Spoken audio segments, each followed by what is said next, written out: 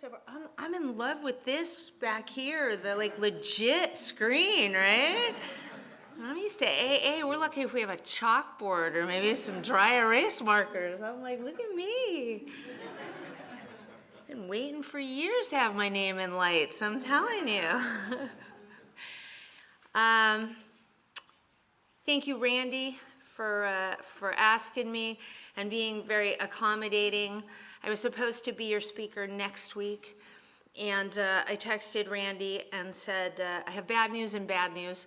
The bad news is my work, I have to leave for a trip to Dallas, Texas on Saturday at 6 p.m. The worst news is I don't have another free Saturday night until December 7th, except for tonight. And he was nice enough to call the speaker tonight who switched with me, which I'm super grateful for. And I love Alcoholics Anonymous. I get really emotional lately because I don't know about you guys, but man, this thing is amazing. And I'm super grateful. Some of you heard me, I was at the Serenity by the Sea conference. It was great. We had a good time. Everybody had a good time. I haven't drank since then, so it's not going to be much different. I'm really sorry. Not much going on. But no, I'll give you the statistics so you can like start judging now. I have a sobriety date. It's December 12th of 2000. I have a home group. It's the Pacific Group, and I have a sponsor. Her name is Marilyn S. 3 things I was told to get and keep when I got to Alcoholics Anonymous. I want to welcome the people who identified as new, chip takers, and the birthday people. Man, that's killer. 7/7. 7/7, such a great date. I got married on 7/7/7. No, don't worry, I've been married another time since. But it's lucky for some people. Marriage is not my thing. And, but you know, 47 years, man, if you're new, that'll just tell you right there that this thing works. Gary's been sober since I was 10 years old. I just thought I'd bring that up because I feel really young when I talk that way. Because there's nothing worse. I sponsor people, they're like 20. You know what I mean? And they're adorable and great and wonderful. We sit down to go through the book and they go, wow, your book's really beat up. And I go, my book is older than you. I have underwear older than you. Stop it.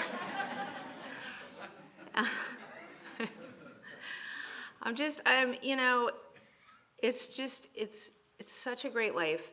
And it's so funny because I was talking to a sponsee on the way up here, and it's interesting the way you look at it when you're new and the way you look at it maybe when you've been here for a while.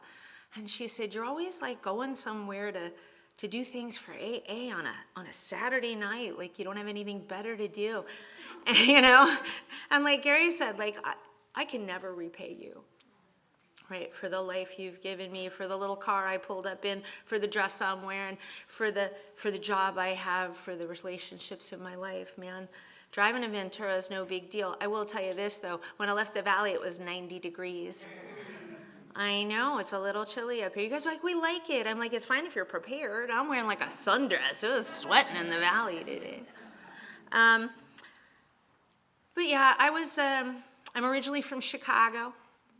Yeah, right. I used to talk like I was from Chicago. And then I moved to California and you guys made fun of me, so I stopped talking like I'm from Chicago, right? And it was really cool. It's 1976. It was the surfer and the skater era. Remember that with the long hair? It's back, by the way. It's very cool. And you guys were so cool. I hear people in Alcoholics Anonymous say all the time that they didn't feel like they fit in growing up.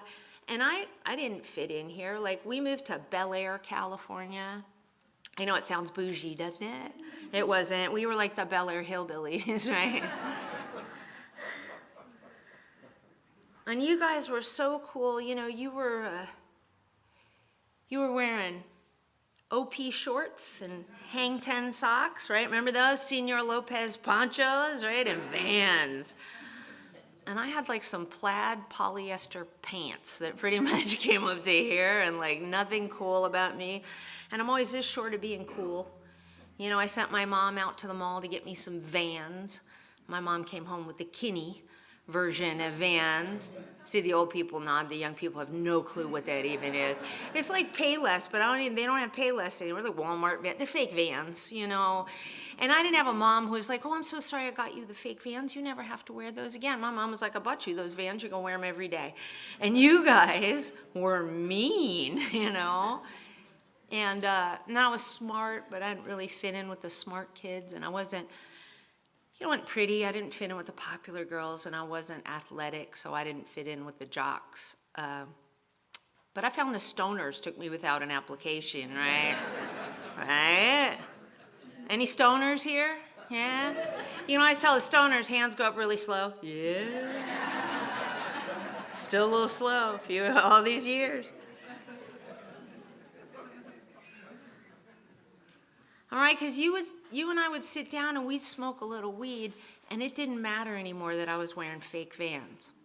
And more importantly, that it didn't matter to you, it didn't matter to me. And I believe that's because alcohol and drugs fix something in me that I don't believe they fix in the normal person. And I believe that because I spend a lot of time around those people. They're fascinating. If you ever get a chance, talk to non-alcoholics, right? In the lunchroom at work, wherever you got one, you know. And I don't mean the continuous hard drinkers. I mean the real non-alcoholics. They're just so bizarre, right? Oh my gosh, they're so weird. And I know this because I have a brother. My brother's not an alcoholic.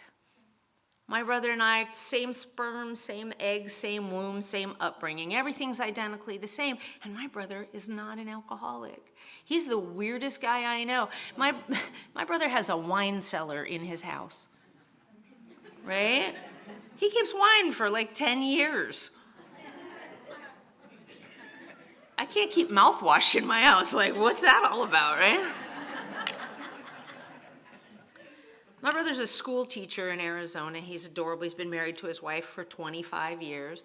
I've been married 4 times. I can't get to 25 years, you know, and he's just the most normal guy. They're school teachers, so my brother likes to have his children at a certain time of the year so he can stay home with them. So my brother actually has unprotected intercourse with his wife at a certain time of the year so he can have his kids, right, at a certain time of the year. I have kids when the stick turns blue. Like, that guy is just weird. I call him super beige guy, right? Because he's super beige. He's the most normal. He wears the beige guy uniform. You ever seen that? It's the mint green polo shirt tucked into his khaki pants with a lovely leather belt and Crocs, you know?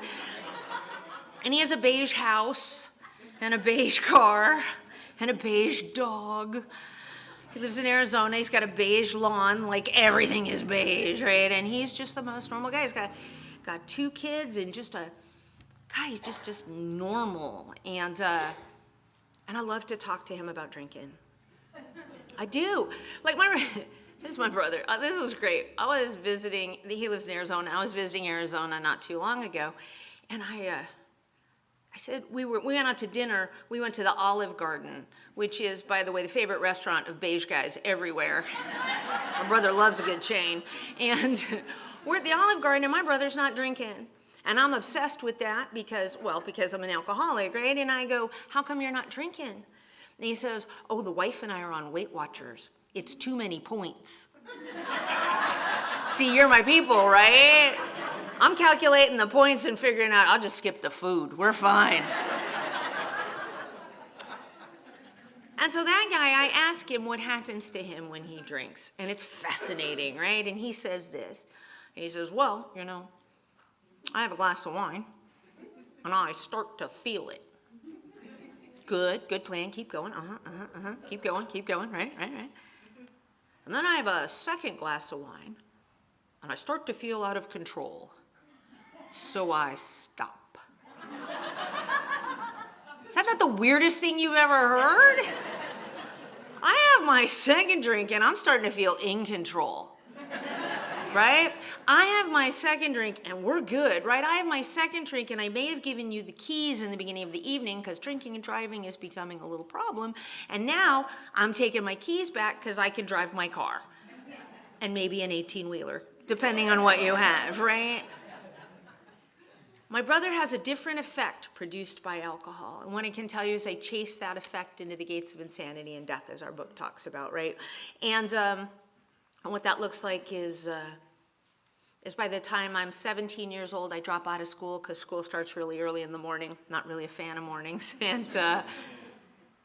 And if you don't go to school in my house, you can't live in my house, and that's fine. I leave because I don't need you anyways. And besides, I need to drink and use drugs the way I drink and use drugs.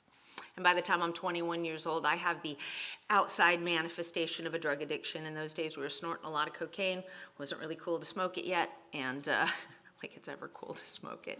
And I know, things change. So my nose is cauterized a bunch of times. My gums are worn away, like I'm rewiring the vacuum cleaner 3 o'clock in the morning. Like it's obvious I got a drug problem, right? And life becomes too much to bear, you know. So I take 64 sleeping pills. I wash it down with a bottle of Kahlua, and I put on a long white gown to die, right? Because you'll feel terrible when you find me, and I'm a drama queen. Any other drama queens? Any other? Yeah, I can always tell. My friend Justin back there, drama queen. Yeah. And I really hadn't thought it through, you know. Death maybe not the best choice. And fortunately or unfortunately, I'm a drunk dialer. So I called my mom, and my mom's a therapist. Oh, yeah, no, nothing worse than being put on a 72-hour hold in a lockdown psych ward, put there by your Jewish mother. It's just embarrassing in front of the other psych ward patients, right? Hey, don't judge, I find dates there. And you do you. And in that psych ward, they sent me to a meeting of Alcoholics Anonymous. They were a bunch of, what I remember, they were a bunch of toothless old guys, probably about the age that I am now. And these guys, in this meeting, they talked about how they had lost their family due to drinking, and they had lost their job due to drinking, and they had lost their home due to drinking. You know, when I was 21 years old, I hadn't lost anything yet. I didn't really have anything to lose, right? And I know that I'm not an alcoholic. Drugs are my problem. I'm not going to do drugs anymore, and we are going to be fine. Big Book of Alcoholics Anonymous calls it self-knowledge, right? I'm not going to do drugs anymore. In the psych ward, they did give me medication. I do love medication. Oh, I love medication that says don't drink with this medication. You know it's going to be good if it's got a warning label, for God's sakes. I pick my men the same way. Hate tattooed on their forehead. Hi, baby. Nice to meet you. And I got out of that psych ward and I met a man. I've been married 4 times, so that's a lot of my story. He didn't do drugs. That's good. I'm not doing drugs anymore. And we threw away my bong together. You know, we're going to live happily ever after. And that poor guy had no clue what he was getting himself into, right? And I'm always trying to fix my insides by fixing my outsides. So that guy and I, we moved to Simi Valley, California, because drug addicts don't live in Simi Valley, California. Well, they didn't in those days. Right, we buy a house on a cul-de-sac because drug addicts don't live in a house on a cul-de-sac, right? And I start driving a station wagon because drug addicts do not drive a station wagon. And I start listening to country music, right? Because drug addicts don't listen to country music. It's metal and hip hop that's messing me up, right? And nothing changes. And nothing changes. And I'm drinking the way I drink, and I'm taking pills, and I'm doing what I do. And that guy and I, we get married. And then one day the stick turns blue. And I'm pregnant with my son. And I would love to tell you that I was a great mom. I wasn't. I am the mother who, I didn't do anything the 9 months I was pregnant with him, but he was conceived in a vat of drugs and alcohol. And I'm the mother who can't breastfeed because 2 weeks after he's born, I can't go without something in my system. And we're living this life, man, and I'm drinking and I'm taking my pills. And one day this guy's like, done. My son is 4 years old and this guy leaves. And my response to that is, I don't need you anyways. You know, and I meet a nice Al-Anon man, untreated Al-Anon man who took care of me and my son for 1.5 years so we didn't die. And I'm so grateful for that man. But one night I went out to the bar and I met him. Him, you know him, right? Yeah, you know, across the crowded room, that guy. He drinks like me. He's got a crystal meth problem, so he's sicker than me. It's okay, I'll fix him. And I knew I was in love, right? He's wearing his work uniform. It had a patch with his name on it, so I can remember his name throughout my whole blackout. I know, we consummated that relationship on the hood of what I thought was my car. All white Hondas look alike. It's not my fault. People get mad. And that guy and I, you know, we went back to that Al-Anon guy's house. We picked up my kid and we picked up my stuff, and it was on, right?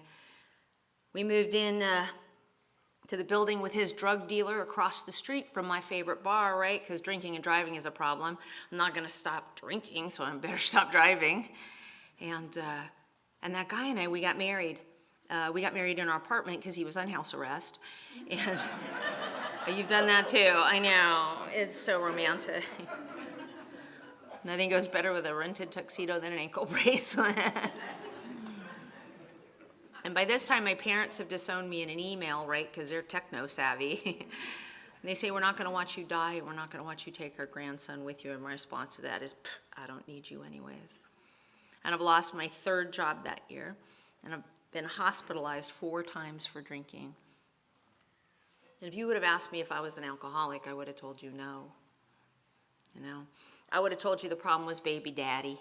The problem was my parents. The problem was the job. The problem was definitely you. And I didn't come to you to get sober. You know, I like what Gary said, right? I didn't come to you to get sober. That sounds awful. I didn't, you know, if you're new, I want to welcome you to Alcoholics Anonymous. If you're here to get sober, I think that's fantastic. I came to you because I was backed into a corner one more time. And what I can tell you is I don't care why you're here. I don't care if you're here for your spouse. I don't care if you're here for your mom. I don't care if you're here for the courts. I don't care. Because I heard things when I got here. You have to be here for you. I wasn't here for me. But I can tell you that the magic of Alcoholics Anonymous has worked on me despite me. I came to you kicking and screaming. I went to a treatment center. I'm the girl who took all her drugs to treatment. I really didn't know the rules. I mean, it says Alcoholics Anonymous in the name. I was pretty sure you weren't going to let me drink anymore. And luckily, the guy who unpacked my bags at the rehab pulled out my Ziploc bag with 15 prescriptions in it and was like, ooh, what are these? I'm like, oh, those are my medications. They're prescribed by a doctor. He said, you have a lot of doctors. I said, I have a lot of ailments. He said, some of them are in Puerto Rico. It's a little different back then on the internet. And, but he was great because he knew I was ready to run out the front door of this treatment center. And what he said was, I'm going to take these up front, and when you need them, you can come get them. And I thought, man, this place is so much better than the psych ward because I prefer my own cocktail. And that night they brought in a meeting of Alcoholics Anonymous, and you guys scared me to death. Right? I have no social lubricant. I don't know how to deal with you. You're smiling, you're happy, you're clean, you're showered, you want to hug me, right? Oh, God. And I went running up to that front office, knocked on the door. Nice guy unpacked my bags, nowhere to be found. Woman opens the door. What? I said, I need 2 Ativan, 2 Xanax, a Valium, a Vicodin, a Trazodone, a Wellbutrin, and a Prozac, please. I'm having an anxiety attack. And she said, you can't have that here.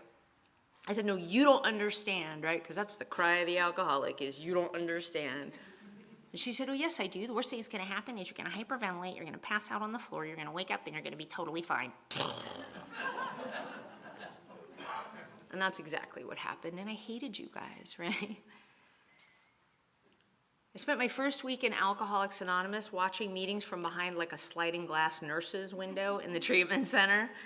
Because when I'm hyperventilating and passing out in your meetings, it's just super disruptive. I spent my second week in Alcoholics Anonymous. I had to sit in a chair by the door with my foot touching the outside wall so I wouldn't hyperventilate, pass out in your meetings. And that's what I brought you. Right? And I was going to do some of what you did when I got here. I wasn't going to do all of what you did when I got here. I did like meetings. I didn't have much of a social life when I got here. You know, meetings had my 3 favorite C's: cookies, coffee, convicts. I like meetings, right? Use it as a dating service. Odds are good, goods are odd. fishing off the family pier, and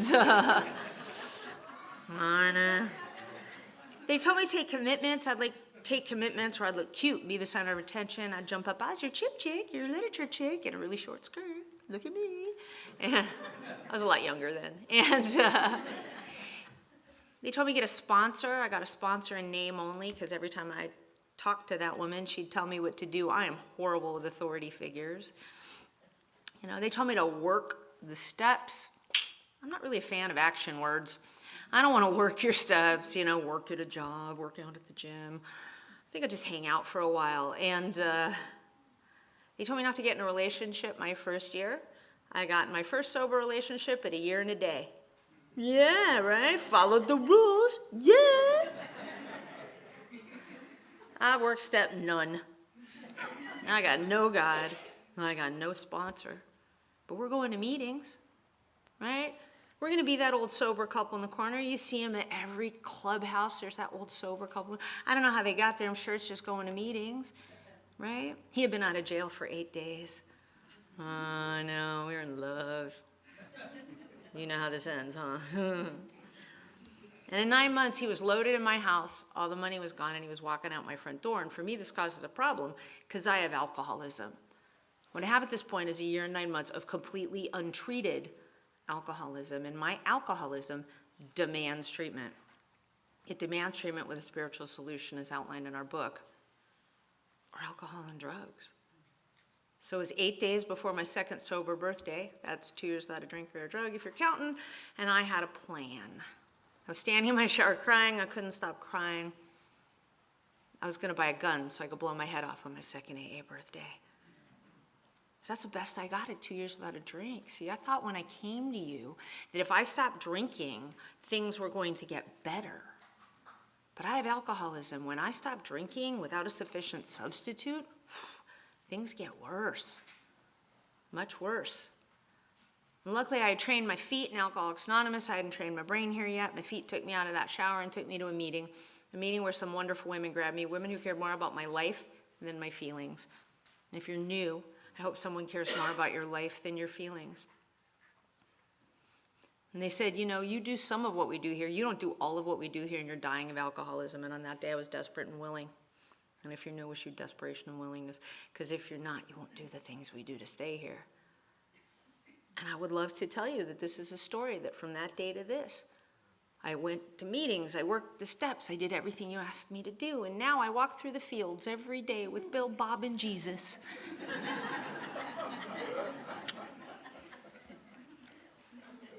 Pretty sure you can tell by my demeanor that that's not the case, right?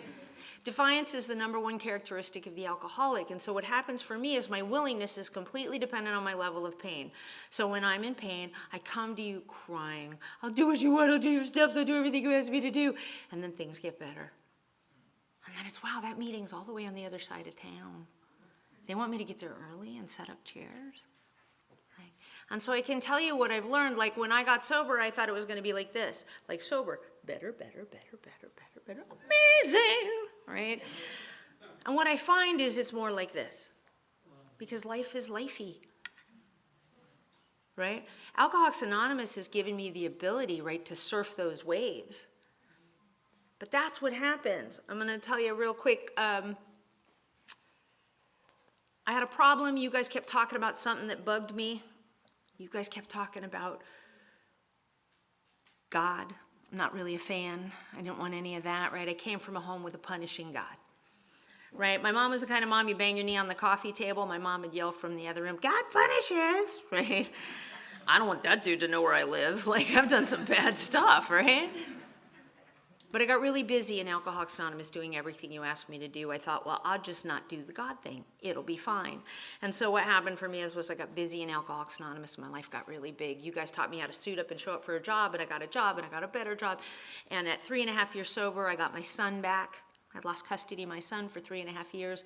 And I was living in a one-bedroom apartment, and the people in AA came over and put up a tent in my dining room so my son could have a bedroom, right? Things I don't think of doing.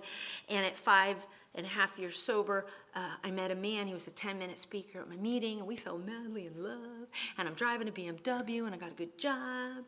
And we bought a cool house, and we got married in a big sober wedding with 238 of our closest friends and family. And it looks good on the outside. But I'm still dying of alcoholism.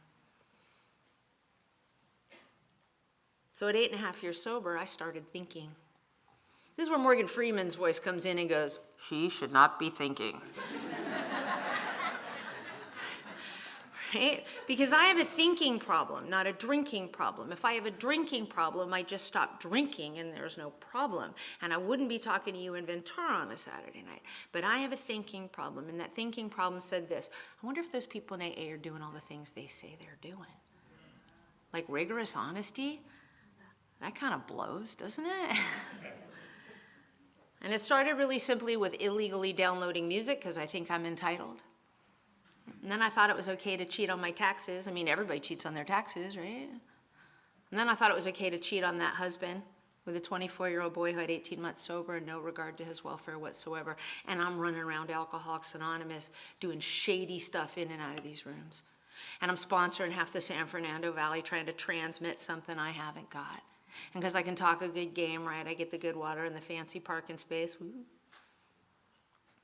I'm dying. And luckily, the woman who was my sponsor for 13 years came into my life. And she said, you're going to drink. And I was like, no. Don't you know who I think I am? She said, you're the prom queen of the leper colony. Now what? You're popular in AA. Woo, at table at the mental hospital. Lucky you. She opened up that book and showed me where it said that if my motives didn't change and I continued to harm others, I was sure to drink. And I didn't believe her. So I was 10 years sober, and I was standing in a bar in Las Vegas, Nevada, a bar I had been in a bunch of times, and I had a thought. That's that thinking problem. Sudden thoughts, impulsive actions. I was looking at these pretty bottles, and I thought, you know, if I weren't an alcoholic, I wouldn't have to live up to this spiritual garbage, which is a really scary thought for an alcoholic like me, because I was about to take a drink. See, that woman had told me that everything I was doing was walking towards a drink or walking away from a drink, and not just in here with you, because I can be a spiritual beacon of light for an hour, sit next to me on the 405 freeway, right? And I knew she was right. I knew I was going to drink, and I called her up, and I said, I'm going to drink. What do I do? And she said, well, it's a program of principles, and you don't have any. The first one being honesty, and the second one being humility. And I found out when I got honest, humility soon took care of itself, right? Because when people in AA found out I had cheated on the nicest guy in AA, the guy who founded my old home group, you guys were not nice to me at all. I would walk into meetings, people walk up to me and go, and walk away from me, which was great, because you couldn't be my higher power for one more minute. You see, it says in our literature that God could and would if he were sought. It's another action word I have to go seek. I always say I wore the scarlet letter in Alcoholics Anonymous for at least a year. I would walk into meetings and people had horrible... It's funny, I have an accountant, and a couple of years ago he was saying to me, he said, oh, I knew of you before I knew you. Like, my rep was bad here. And, you know, when I got here, they said, make the doorknob your higher power, make the tree your higher power, make the group your higher power, which is all great, but eventually that doorknob's going to break, somebody's going to cut down that tree, and you're going to fail me because you're human. It says in our literature that no human power can relieve my suffering. You can't be it. And I lost everything that came between me and God. I lost that marriage. I lost that job. I totaled my pretty BMW texting because I was so important I couldn't miss that text. And everything that came between me and God went away. I ended up in a guest house in someone's backyard seeking God.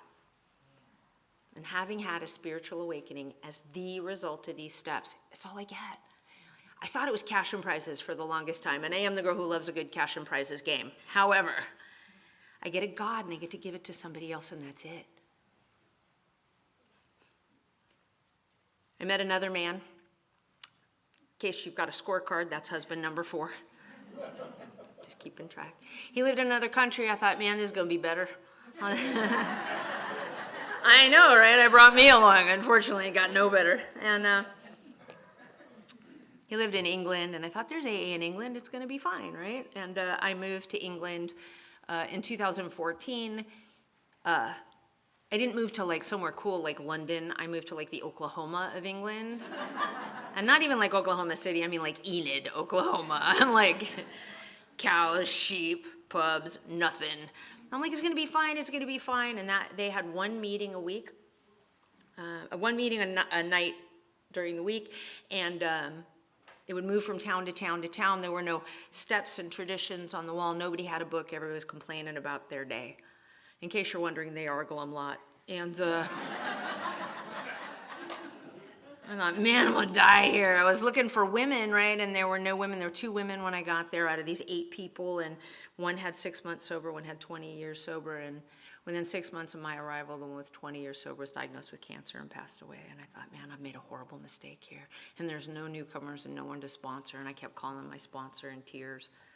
I made a horrible mistake. And she said, just keep showing up with the big book of Alcoholics Anonymous and be the example of AA that you know. And so that's what I did. And one week, one woman showed up, and then another woman showed up, and then another woman showed up. And in the 4 years that I lived there, I ended up taking 17 women through the big book of Alcoholics Anonymous the way I was taught. And I know that that was my purpose there. In fact, I still sponsor one of those women today who was my grand sponsee and moved up the ladder. And she still tells me all the time, thank you for going through the book with my sponsor, so that I can go through the book with this girl today.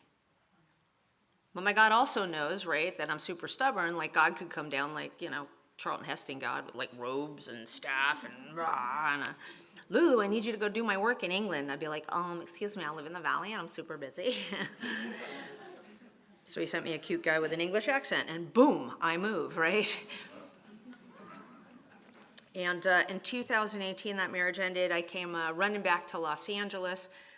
I had lived in an area called the NoHo Arts District for 14 years when I got sober.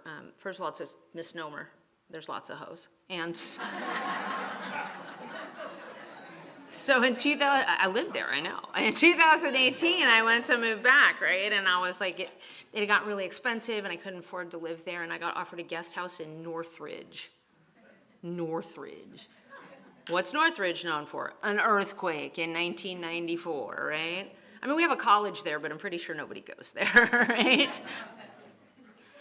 And I called my sponsor. I said, I got offered this guest house in Northridge, beneath me, I'm way too cool for that. And she said, shut up and take the guest house, And I moved in this little 500 square foot guest house, and God sent me a 5-pound Chihuahua. I know. And I drive a Miata. I'm not petite. God thinks I need miniature things. I'm not really sure what that's all about, right? And I started about living my life in 2018, and 2020 came along. Anyone else have a little weird 2020? A little extra weird in my 2020. On January 19th of 2020, I had a stroke. They say it must have been really traumatic. I don't know. I don't remember any of it. It's your brain stops working. Don't remember anything from that day or about the week before. They say get a good sponsor. They'll save your life. Mine did. She knew I was acting weird, which is important because I'm weird to begin with.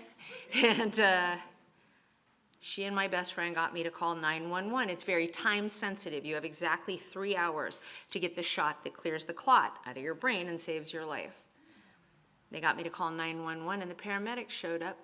They took me to Northridge Hospital, which was a mile from my house. It's the only stroke center in the San Fernando Valley. Is it odd, or is it God? When they checked me into that hospital, they diagnosed me with something called MRSA. Didn't really care. I was busy having a stroke. And 10 days later, I got out of the hospital. A month later, I lost my job and pretty much my career. I didn't work for 14 months. And on March 13th, when you guys were all locking down for COVID, I got really sick with MRSA. I broke out in abscesses all over my body. I was septic, and I almost died for the second time that year. I was in and out of emergency rooms. They didn't know what COVID looked like, so they were treating me in hazmat suits and parking lots and tents. It was pretty crazy. So I thought that'd be the perfect time to get in a relationship.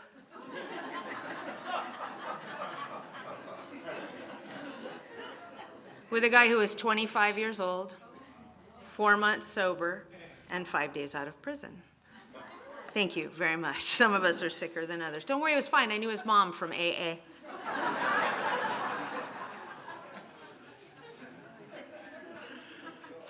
By April, Alcoholics Anonymous, as I knew it was gone, you guys were all in little squares on computers, and I was completely detached from you. I wasn't doing AA at all. By May, the MRSA attacked bones in my mouth. I needed major surgery to move bones from my mouth. And by June, that relationship ended in a hotel room in Las Vegas, Nevada, in violence. And my ass was falling off. And when I was new, the old timers be like, if your ass is falling off, pick it up and put it in a bag and take it to a meeting. But you weren't there anymore. You were in these little Brady Bunch squares, right? And I'm completely detached from that. And I was 20 years sober, and I was driving around in my little Miata, and I wasn't sure I wanted to be on this planet anymore. And there's no God in that. And then all of a sudden I remembered. There was a rogue illegal meeting in a park. So I picked up my camping chair, and I picked up my big book, and I went out to that park every day at noon and 6. And I was crazy big book lady in the park. You know, the treatment centers were bringing these girls on the vans, and there was no one there to sponsor them. My sponsor said, because anybody with any sense was at home following the law. And, but I knew I was going to die of alcoholism before I died of anything else.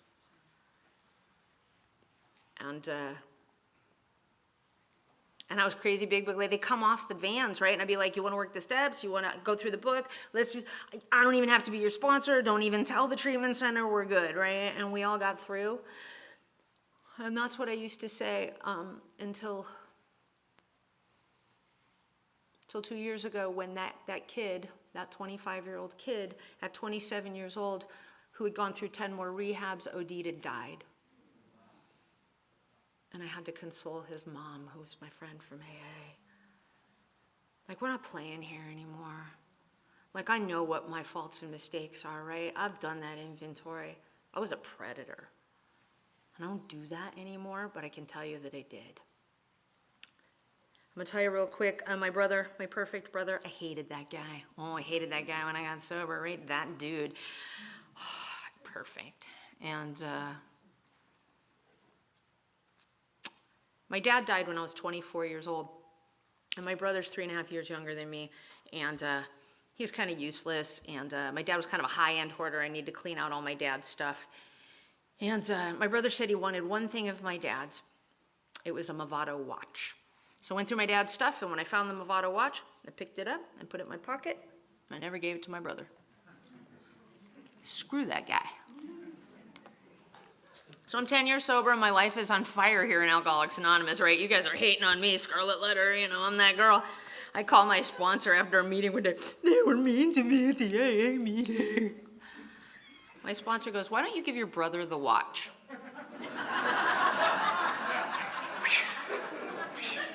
Left field, what are you talking about? She said, why don't you give your brother the watch? She hung up the phone. Next day I call crying again. Why don't you give your brother the watch? Hung up the phone. And I don't know about you guys, but enough of that. I will do whatever my sponsor says just to shut her up, right? So I went and I got the watch all fixed up, put in a nice box and everything. I called my mom and I said, you know, I'm going to pick up Josh from your house. I'm going to take him to the airport. My mom said, you're not going to kill him and hide the body, are you? Right, because all my mom ever wanted was for us to have a relationship. That's all she ever wanted. And I said, we're nothing alike. We're never going to be friends. That dude bugs me. So I went and I picked up that guy and took him to the airport. We're driving down the 405 freeway, and I did what you taught me to do. I said, it was wrong for what I did to you. What can I do to make it right? And I handed him the watch. My brother opened up the box, and he started to cry. And he said, do you know what it was like to be your brother? And I said, no, why don't you tell me? And he said, you know, I was just a good kid doing the best I could. And you were in the principal's office again, and you were in the hospital again, and you were in the back of a police car again. And they didn't even know I was alive. You see, my brother's a good dude. My brother, he's a school teacher in Arizona. His kids love him, man. We go to the grocery store in Arizona, and like old people, like his students from 20 years ago, Mr. O, they love him. He works in an inner city school. He raises money for his girls so they can have jerseys to play volleyball. He is a good dude. He pays his house payment. He does everything right. And I couldn't see it until that moment. And so I did what you taught me to do, right? I didn't just say I was wrong. I amended the behavior. I started to make my brother the center of attention. I started to pimp him out on my Facebook page, right? So we could raise money for his girls. started to treat him like a human being, and we started to build this relationship, and I would come back from England and he'd pick me up from the airport and we became friends. And why that's super important is because now my mom is 82 years old and has dementia, and that guy and I get to take care of her. And I couldn't do that if I still resented him one little bit. In 2019, I found out his Oakland Raiders were playing my Chicago Bears in London. My brother's never been anywhere, so I called him up and I said, I'm going to take you on a trip. And on September 28th of 2019, my brother and I got on an airplane. We started out in Edinburgh, Scotland, drove all the way down through London. We went to see Arsenal play, and we went to see the Bears play the Raiders at Tottenham's new stadium. The Raiders won. I know, I told them it was part of the amends. But what I learned on that road trip is my brother and I are exactly alike. We were on this road trip, we laughed, we had the best time. That dude is solid. He's funny. It was funny, a couple weeks ago I had to call him about stuff with my mom, and we called him. My brother's not the kind of guy who like sits and chats with his friends on the phones. And I think I called him for the 4th time that day, and he answered the phone, he goes, hey bestie.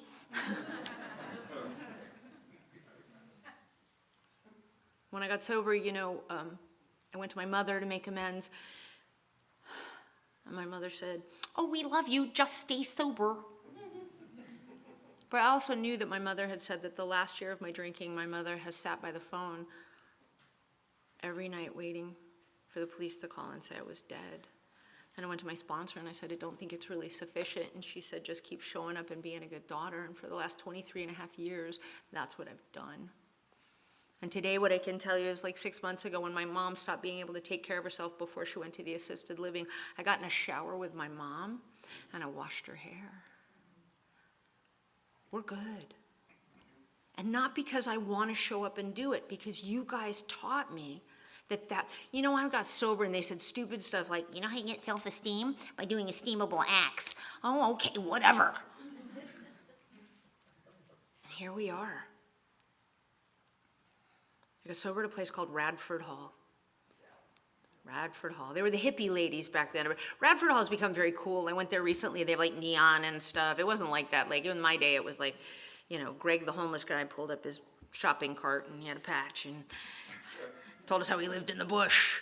And there were these hippie ladies of Radford Hall, the hippie ladies, and they were essential oil sniffing, crystal wearing, like tie-dye wearing hippie ladies, and they'd be like, if you want what we have and you're willing to go to any length to get it, and I was like, no. I'm so cool. I have my motorcycle that I just got out of the pawn shop and I listen to metal.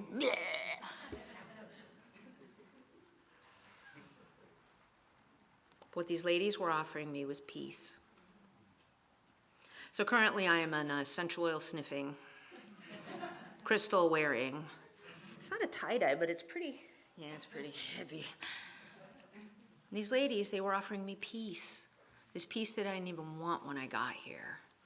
Now that I have it, I wouldn't sell it to you for $1 million. But if you ask me, I'll give it to you for free. So thank you.